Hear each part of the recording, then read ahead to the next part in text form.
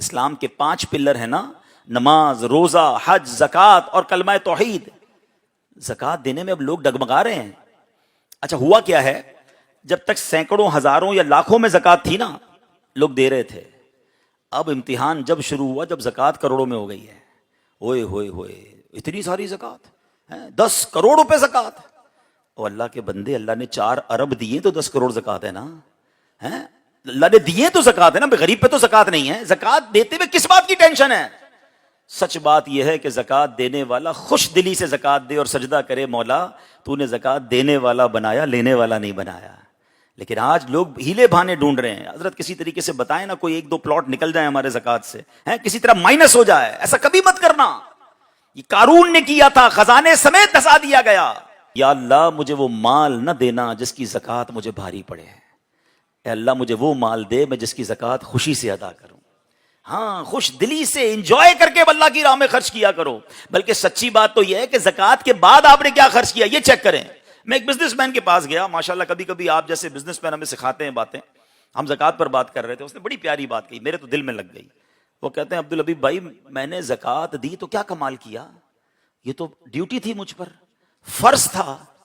میں تو کیلکولیٹ ہی جب شروع کرتا ہوں کہ 2.5% کے بعد اوپر میں نے اور کیا خرچ کیا اللہ کی راہ میں. بھائی زکوٰۃ تو اللہ کی طرف سے مجھ پر فرض تھا، دینا ہی دینا تھا. بھائی غریب پر تو زکوٰۃ نہیں نا، اللہ نے مال دیا تو زکوٰۃ ہے.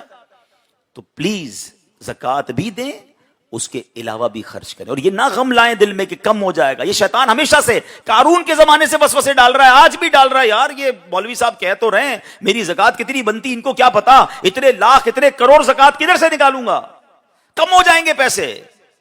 میں آپ کو اپنی بات نہیں کرتا، جس نبی کا آپ نے کلمہ پڑھا ہے نا ان کی حدیث سناتا ہوں.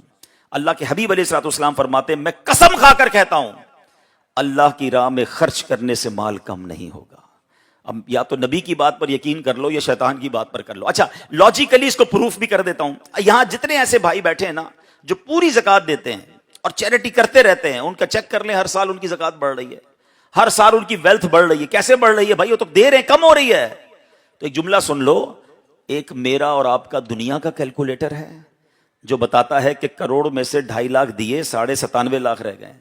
اور ایک میرے اللہ کی رحمت کا کیلکولیٹر ہے کہ جو ملٹیپلائی کر رہا ہے، وہ دنیا میں بھی ملٹیپلائی کر کے دے گا. آخرت کے خزانے تو الگ جمع ہیں.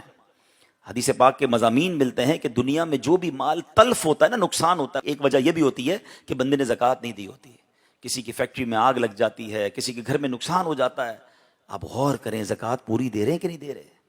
نبی پاک ایک جگہ فرماتے ہیں اپنے مال کو مضبوط قلعوں میں قید کر لو، زکوٰۃ دے کر اپنے مال کو سیکیور کر لو.